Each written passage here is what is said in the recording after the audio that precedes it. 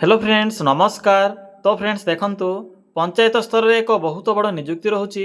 ए नियुक्ति प्रक्रिया द्वारा प्रति पंचायत रे 5 जन नियुक्ति पाई परिबे। एथिरे supply assistant, panchayat coordinator, chief executive officer और पंचायत लेवल अकाउंटेंट पोस्ट पाई वैकेंसी रोचे।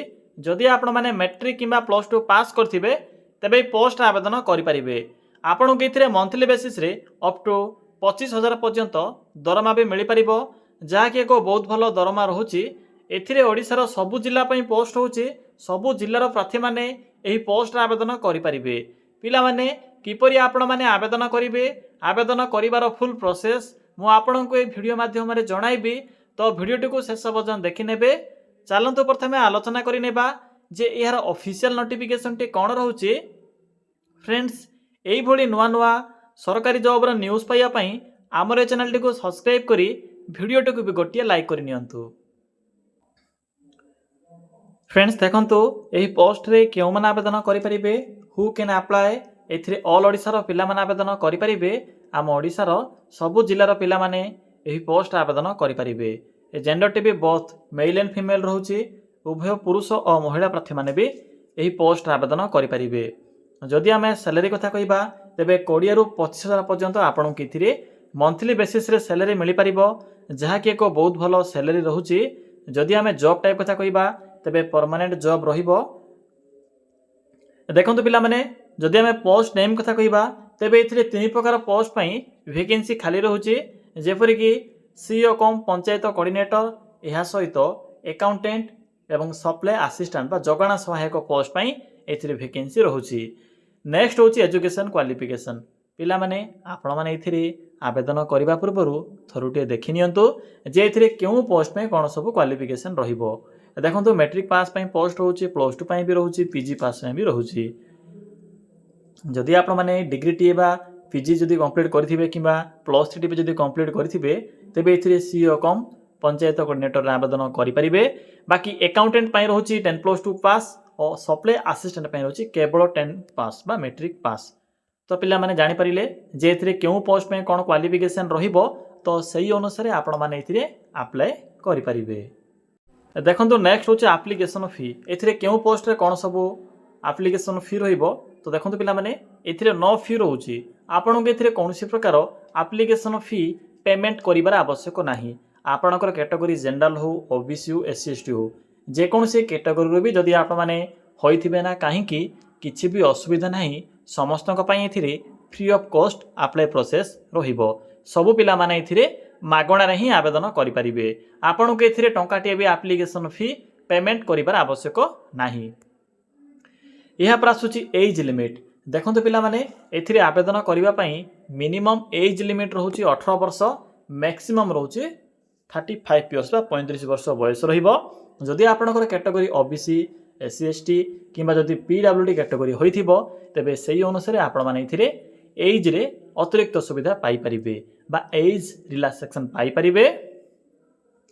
एहा पर आसुची सिलेक्शन प्रोसेस। देखंतु पिला माने एथिरे केवल गोटिए प्रोसेस बा गोटिए स्टेप रहउची। प्रथम स्टेप रे अप्लाई करिवे। अप्लाई कला परे आपनकर मार्क अनुसार आपनको सिलेक्ट करा जिवो एवं डॉक्यूमेंट वेरिफिकेशन रहिबो। तो केवल एतिकी प्रोसेस रहउची। तो जदि आपण माने मैट्रिक टीवी पास करथिबे निश्चित रूपे आवेदन करंतु, कारण एप्लीकेशन फी नाही, एग्जाम नाही। जदि भी आपनकर सिलेक्शन होउची तो भलो कथा, नथले भी चलिबो, कारण मागणा तो अप्लाई करिसंती, ट्राई तो एटलिस्ट करिसंती ना। एथिरे कोनोसी भी फी आपनको पे करबा को पड़ू नाही। तो निश्चित रूपे ट्राई करिवे। मु आपनको फुल डिटेल्स कहिबी किपरि आवेदन करिवे, तो वीडियो को शेष पर्यंत देखि नेबे। देखंतु पिला माने नेक्स्ट होची इंपोर्टेंट डॉक्यूमेंट। एथिरे कोन सब डॉक्यूमेंट मेंशन अछि। एई सब डॉक्यूमेंट को आपनको एप्लीकेशन फॉर्म सो अटैच करी पठेबा को पड़िबो। तो थरुटे देखि नियंतु ऑल क्वालिफिकेशन रो सर्टिफिकेट, जेपरि कि मैट्रिक, +2, पीजी किबा ग्रेजुएशन जदि थिबो तेबे सेही क्वालिफिकेशन रो डिटेल्स आपण माने एप्लीकेशन फॉर्म सहित अटैच करि परिबे। एहा सहित passport size photo, resident certificate, caste certificate, ID proof रे आधार कार्ड। तो पिला माने एही सब डॉक्यूमेंट गुडी को आप माने आवेदन कला समय अटैच करिवे। डॉक्यूमेंट गला। नेक्स्ट होचे अप्लाई रो मोड बा एप्लीकेशन मोड। देखंतु पिला माने एथिरे ऑफलाइन प्रोसेस रहउची। आपण माने स्पीड पोस्ट किबा रजिस्टर पोस्ट माध्यम रे एही पोस्ट आवेदन करि परिबे। आपण को एथिरे को एप्लीकेशन फॉर्म मिलिबो। केउठी मिलिबो किपरि आप मैंने फिलअप करेंगे क्यों एड्रेस रे पठाइबे फुल डिटेल्स में आपको कहबी यापर से एड्रेस रे पठाइबे। डेट देखो ऑलरेडी स्टार्ट हो सारी किपरि आवेदन करेंगे चलते ए डिस्कसन करनेबा एवं लास्ट डेट कौन रोचे से विषय भी एवं जानिनेबा। पिला माने किपरि आपण माने आवेदन करेंगे आवेदन करिवार फुल प्रोसेस टी मुझे कहबी तो वीडियो को शेष पर्यटन देखि नियंतु। प्रथमे गूगल टी को ओपन करेंगे ओपन कलापर सिंपली सर्च करेंगे देखो पिला माने कौन सर्च करेंगे सिंपली टाइप करेंगे ओडिशा गवर्नमेंट जॉब बा लिखिबे ओडिशा govt.in ये लिखिबे यहाँ सर्च ऑप्शन पर क्लिक करेंगे क्लिक कलापर आपणक सम्मुखें प्रथम पेज रे ही Odisha govt job site show हेबो सिंपली एठरे क्लिक करंतु। पिला माने क्लिक कलापर आपणक सम्मुखें एई को इंटरफेस टी शो हेबो आपन को एठरे डिफरेंट टाइप रो कैटेगरी अनुसार जॉब रो ऑप्शन गुडी को देखिबा को मिलिबो। देखंतु एठरे को ऑप्शन अछि पंचायत लेवल जॉब एठरे आपण माने क्लिक करंतु। देखंतु पिला माने क्लिक कला परे आपण को प्रथमे ही panchayat level CEO and accountant recruitment 2025 10+2 pass apply now simply एठरे क्लिक करंतु। क्लिक कला परे आपण को ए पोस्ट रो फुल इन्फॉर्मेशन देखिबा को मिलिबो। सीईओ अकाउंटेंट या सहित सप्लाई असिस्टेंट रो भी नोटिफिकेशन एथरे मेंशन अछि।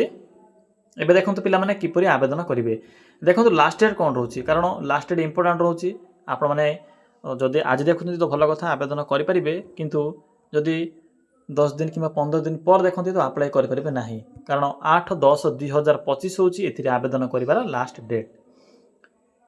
देखंतु शेषर आपण को इंपोर्टेंट लिंक सो हेबो पीडीएफ लिंक 1 पीडीएफ लिंक 2 अछि जो माने भी सीईओ और अकाउंटेंट रे अप्लाई करबा पई इंटरेस्ट रखुचंती तो लिंक 1 रे क्लिक करिवे सप्लाई असिस्टेंट पे लिंक 2 रहउछि तो प्रथमे लिंक 1 ऊपर क्लिक करंतु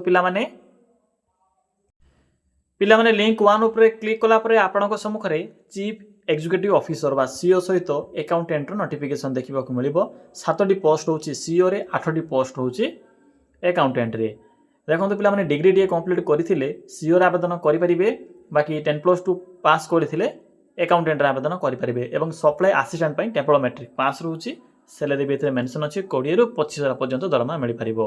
किपरि आवेदन करिवे एथिरे एको एप्लिकेशन फॉर्म मिल जिवो सिंपली से फॉर्म टी को फिलअप करिवे डॉक्यूमेंट लिस्ट तो म आपन को कहिछि सिंपली एही एड्रेस रे फॉर्म टी को पठाइबे सिंपल प्रोसेस रहउछि एथिरे अधिक किछि तथ्य किबा अधिक किछि एथिरे फिलअप करिवार आवश्यक नाही। ए तो गला प्रोसेस 1 बा लिंक 1 नेक्स्ट होछि लिंक 2 पर क्लिक करंतु। एबे पिला माने लिंक 2 पर क्लिक कला पर आपन को एई भली देखा जिवो देखंतु एहा होछि सप्लाई असिस्टेंट रो पोस्ट रो लिंक तो सिंपली कोन करिवे एथे देखंतु लास्ट डेट केबे रहउछि ना 15/10/2025 सप्लाई असिस्टेंट पई